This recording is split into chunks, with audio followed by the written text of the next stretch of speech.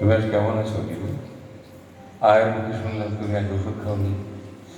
কেন? কেন খাওনি? কিন্তু না দিদি, আজ কতক্ষণ তোমায় দেখিনি বলো তো? এই দেখো আমি তোমার জন্য ল্যাভান্ডার ফুলের কিছু এনেছি। দেখো,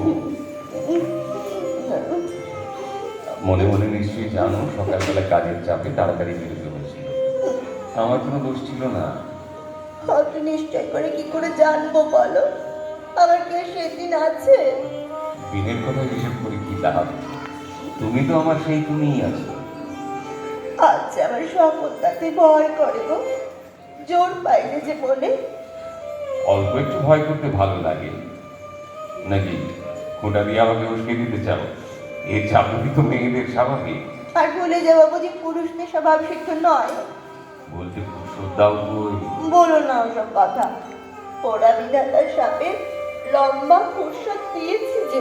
উল্টো বললে সখী, সুখের দিনে ভোলা যায় কিন্তু ব্যথার দিনে নয়। তুমি সত্যি বলো, আজ সকালে তুমি ভুলে চলে যাওনি? কি যে বলো তুমি! হ্যাঁ, চলে যেতে হয়েছিল বটে, কিন্তু যতক্ষণ না ফিরেছি মনে স্বস্তি ছিল না।